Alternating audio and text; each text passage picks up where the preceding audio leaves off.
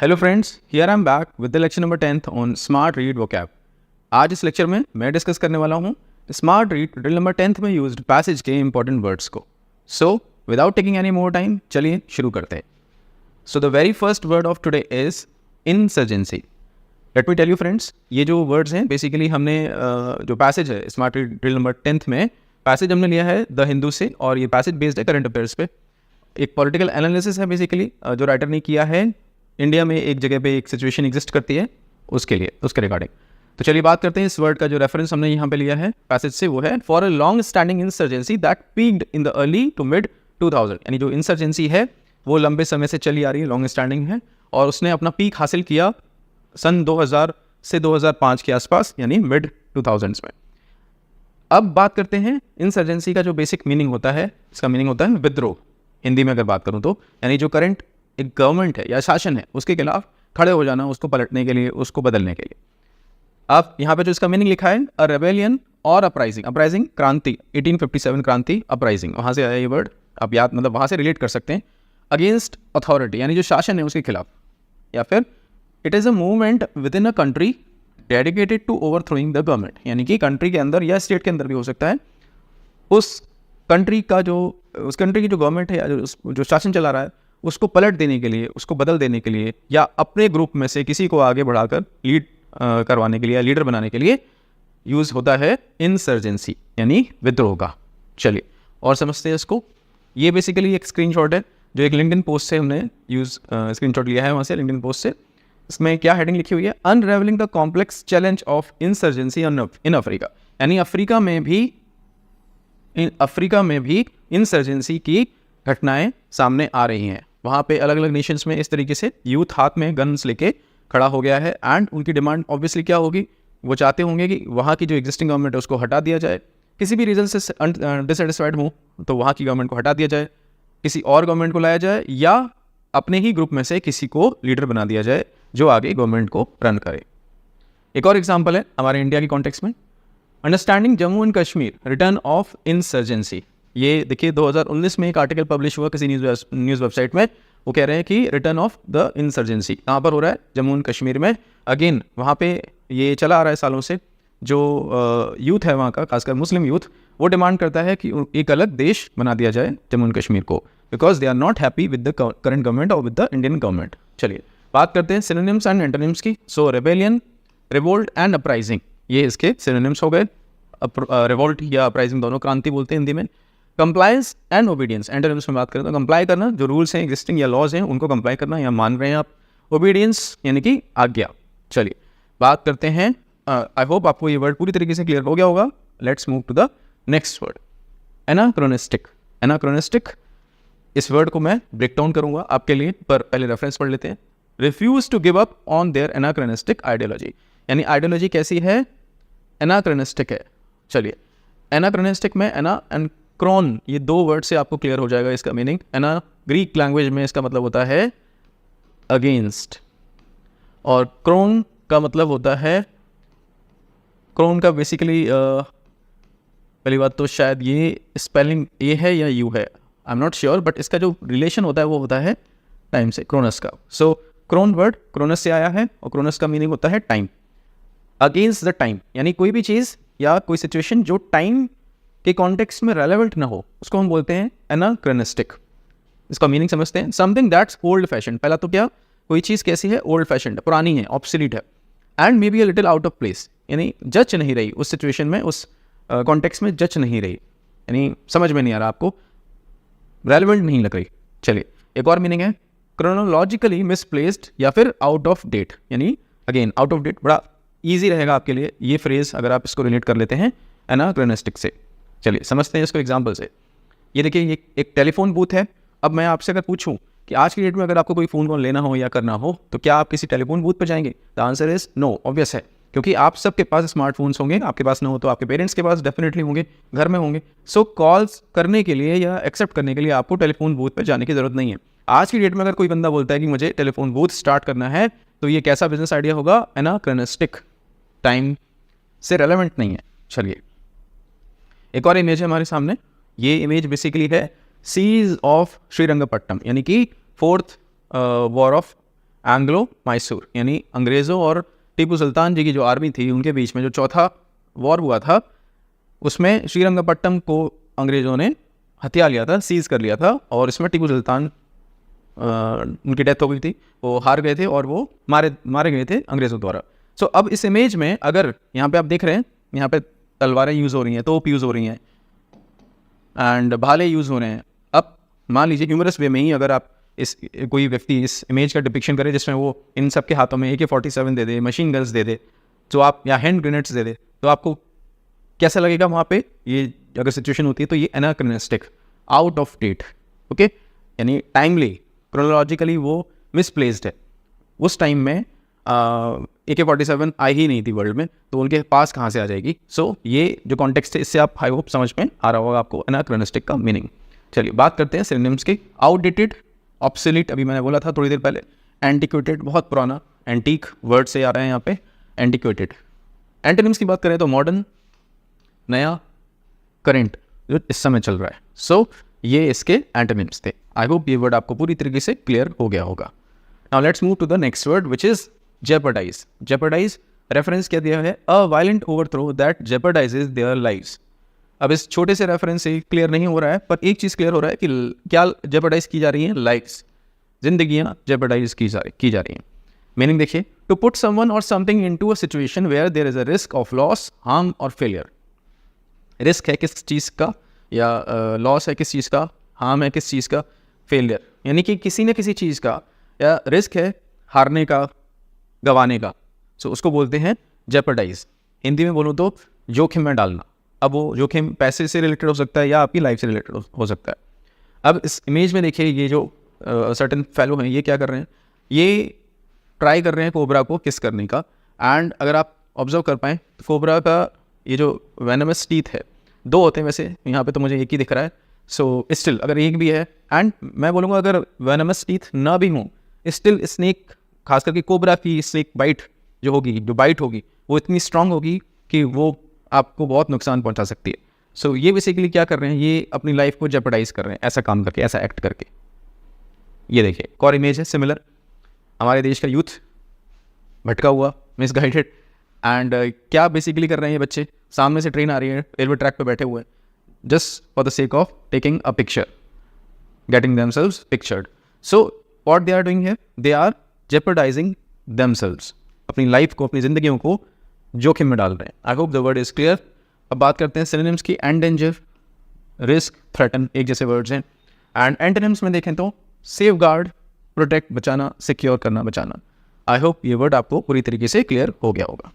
Now let's move to the next word, attrition. Reference point पढ़ते हैं पहले, क्या दिया है? Has ensured that the war of attrition continues. War of attrition बड़ा फेमस फ्रेज है, इस पर बात करेंगे अभी। मीनिंग पढ़ते हैं, द ग्रेजुअल रिडक्शन और weakening of a military force और other group, usually as a result of sustained pressure और हैरेसमेंट।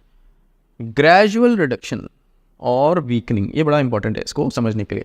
खास करके किसको आप ग्रेजुअली रिड्यूस कर रहे हैं, वीकन कर रहे हैं? मिलिट्री फोर्स को या किसी ग्रुप को।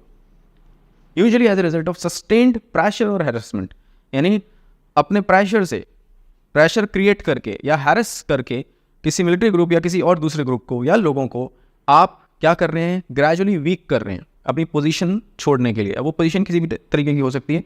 अट्रीशन बेसिकली, अट्रीशन रेट एक बड़ा कॉमन फ्रेज है जो यूज़ होता है कॉर्पोरेट में, कंपनीज के कॉन्टेक्स्ट में। जब उनके एम्प्लॉयज़ छोड़ के जाते हैं उनको, तो हम बोलते हैं इस कंपनी का अट्रीशन रेट ये है, या इस सेक्टर का अट्रीशन रेट ये है, इस सेक्टर का अट्रीशन रेट ये है।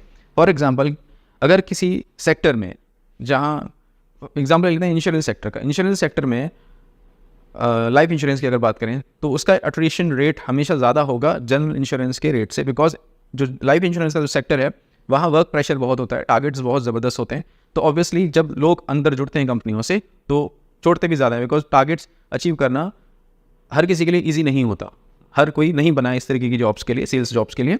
तो अट्रीशन रेट इंश्योरेंस कंपनीज में ज़्यादा होता है, और बाकी के कंपैरिजन में, बाकी सेक्टर्स अगर हम कंपेयर करें तो मैं बात कर रहा था, अगर कोई नई कंपनी आती है इंश्योरेंस सेक्टर में और उसको हायरिंग करनी है तो वो पहले चेक करेगा, उसका जो HR डिपार्टमेंट है वो चेक करेगा कितना अट्रीशन रेट चल रहा है इंश्योरेंस सेक्टर में। सो ये अट्रीशन रेट वहाँ से आया है। अभी इसको समझते हैं इस पैसेज के कॉन्टेक्स्ट में। ग्रेजुअल रिडक्शन और weakening of a military force. चलिए बात करते हैं इसको समझने की। अब यहाँ जो फ्रेज आया था जिसके लिए मैंने बोला था वॉर ऑफ अट्रिशन, उसी को मैं यहाँ पे समझाने का एक एफर्ट करूँगा। वॉर ऑफ अट्रिशन बेसिकली आया था वर्ल्ड वॉर फर्स्ट से। जो वर्ल्ड वॉर फर्स्ट हुआ था उसमें जो आर्मीज थी, एक टाइम आया था जब सोल्जर, ये देखिए ये ट्रेंचेस में यहाँ पे एस्टेब्लिश्ड है सोल्जर्स। अब एक टाइम आया था कि जो आर्मीज थी बेसिकली, उनके जो सोल्जर्स थे वो ट्रेंचेस में ही एस्टैब्लिश्ड होके एक दूसरे के ऊपर अटैक कर रहे थे। एंड क्योंकि दोनों की जो पोजीशन थी वो डिफेंस की थी, तो ऐसे ट्रेंच में से निकलना और गोली कर देना, ऐसे गोली मार देना फिर झुक जाना, तो ऐसे ही सामने वाले कर रहे थे। तो आप समझ पा रहे होंगे कि ये कितना लंबा चला होगा, बिकॉज दोनों में से किसी के लिए भी आसान नहीं था कि इसको जल्दी ख़त्म किया जा सके। बिकॉज अगर कोई सामने आ रहा है तो ऑब्वियसली आप एक डिफेंसिव पोजीशन में हैं और आप आराम से उसको टारगेट करके वहीं पे किल कर सकते हैं। पर जब दोनों सिमिलर सिचुएशन में थी आर्मीज, तो वहाँ पे ये चलता रहा। अब एक जो आर्मी थी वो सोच रही थी कि वो अपने इन एफर्ट से दूसरी आर्मी के जो रिसोर्सेज हैं या जो वेपनरीज हैं वो ख़त्म कर दे, या उनको इतना प्रेशर आ जाए कि वो सरेंडर कर दें, गिव अप कर दें। तो बेसिकली ये जब ऐसे ही चलता रहा तो इसको बोलते हैं हम वॉर ऑफ अट्रिशन। अब इसको पढ़ते हैं। A war of attrition is a long slow battle. देखिए बड़ा इंपॉर्टेंट है ये, a long slow battle where both sides keep trying to wear each other out until one side can't keep going anymore. यानी कि जब तक चलता रहता है जब तक दूसरी साइड हार ना मान ले, वेयर आउट ना हो जाए। It's not about winning quickly. Again बड़ा अच्छा लिखा है यहाँ पे, it's not about winning quickly, जल्दी जीत लेना is not war of attrition with a big victory, but more about outlasting the other side through patience and endurance. दूसरी side को आउटलास्ट कर देना यानी थका देना, बिल्कुल किससे? अपने पेशेंस से और एंड्योरेंस से। आप सहते रहें और सामने वाला पूरी तरीके से थक जाए, रिसोर्स वाइज भी और मेंटली भी, और वो बोल दे नहीं यार चलो तुम जीते, तो इसको बोलते हैं वॉर ऑफ अट्रिशन। तो ये जो कॉन्टेक्स्ट था जो अभी हमने डिस्कस किया ये इसी के रिगार्डिंग था। चलिए बात करते हैं अब इसके सिनोनिम्स के। इरोजन भी एक अच्छा वर्ड है। जब रस्ट लगती है किसी लोहे के पार्ट पे, कोई भी अगर आइटम है वो लोहे का है, अगर उसमें पानी गिर जाए और उसको हवा लगती रहे तो आपको पता होगा उसकी रस्टिंग स्टार्ट हो जाती है। पर क्या रस्टिंग एक ही दिन में हो जाती है, एक ही दिन में वो पूरा कन्वर्ट हो जाता है रस्ट में? नो, धीरे धीरे रस्ट लगती है, वो धीरे धीरे ग्रेजुअली उस लोहे के आइटम को वीक करता चला जाता है वो जो रस्ट है। सो इरोजन, डिप्लीशन धीरे धीरे खत्म होना, वेयरिंग डाउन धीरे धीरे खत्म होना। एंड अब बात करते हैं एंटोनिम्स की। स्ट्रेंथनिंग मजबूत करना, बिल्डअप मजबूती, रीइंफोर्समेंट मजबूती देना। सो ये इसके एंटोनिम्स है। अट्रिशन समझ में आ गया आपको? चलिए बात करते हैं नेक्स्ट वर्ड की, क्यूमुलेटिव। क्यूमुलेटिव का रेफरेंस क्या दिया हुआ है यहाँ पे? They can not cumulatively wipe out the threat of the insurgents. Cumulatively वो वाइप आउट नहीं कर सके, हटा नहीं सके किसको? Threats of the insurgents. जो उनका जो विद्रोह का जो थ्रेट था कि हम विद्रोह करेंगे, उसको वो वाइप आउट नहीं कर सके। अब कौन नहीं कर सका? आई एम नॉट श्योर, आपको पढ़ना पड़ेगा पैसेज। चलिए मीनिंग देखते हैं। Gradual accumulation of something over time, धीरे धीरे इकट्ठा होना किसी चीज़ का over a period of time, उसको बोलते हैं cumulative. The total amount of something when it's all added together. जब सारी चीज़ों को ऐड कर दिया जाए तो जो टोटल अमाउंट बनता है उसको बोलते हैं क्यूमुलेटिव। अब क्यूमुलेटिव अगर हम लैटिन लैंग्वेज में देखें तो क्यूमुलेटस ये वर्ड है लैटिन लैंग्वेज का, इसका मतलब होता है टू हीप।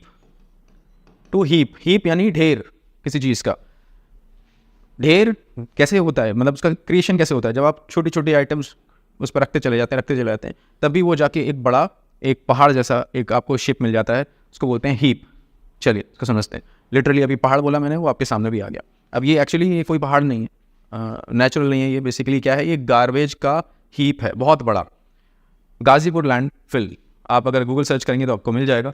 ये एक साइट है जहाँ पे गार्बेज डालते गए म्यूनिसिपैलिटी डालते गए, उनके जो ट्रक्स हैं वो डंप करते गए गार्बेज को, शहर के गार्बेज को। सो फाइनली अब ये आपके सामने क्या है? ये एक क्यूमुलेटिव रिजल्ट है जो प्रैक्टिस फॉलो की गई कि भाई यहीं कूड़ा डालते जाओ। वेस्ट मैनेजमेंट रिसाइकलिंग यहाँ पे क्लियरली नज़र आ रही है कि यहाँ पे नहीं हुई, उसका मैनेजमेंट नहीं हुआ है, तो उसका जो रिजल्ट है वो आपके सामने है। ये क्यूमुलेटिव है, ये जो प्रैक्टिस फॉलो की गई उसका क्यूमुलेटिव रिजल्ट है बेसिकली।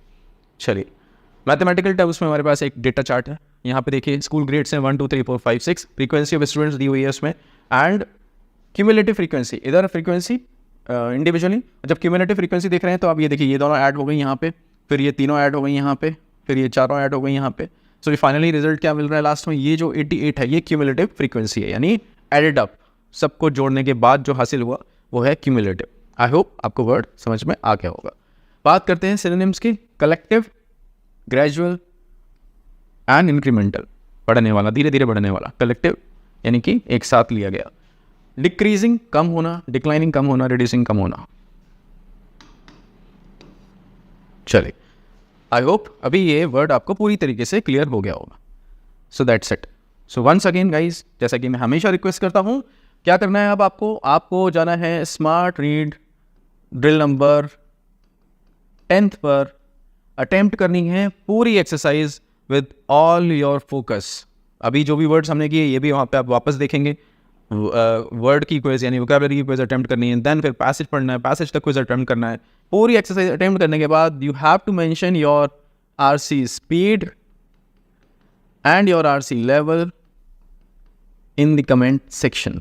एंड अगर आप ये करते हैं, I will be able to help you as much as possible, because तब मैं आपसे डायरेक्टली बात कर पाऊंगा। आप अगर रीच आउट करते हैं, अपना स्कोर मुझसे शेयर करते हैं, तो definitely I will get back to you. हम डिस्कस कर सकते हैं कि आप और कैसे इंप्रूव कर सकते हैं when it comes to comprehending complex passages in English language, जो कि आपकी क्लैट प्रिपरेशन में हेल्प करेगा। And once again, this is my number 8979589366. I am available on WhatsApp.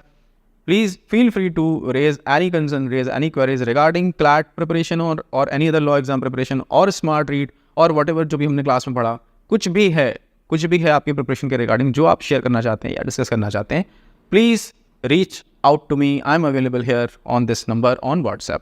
So guys, this is it. जल्दी मिलता हूँ नए लेक्चर के साथ, नए वर्ड्स के साथ। Take care.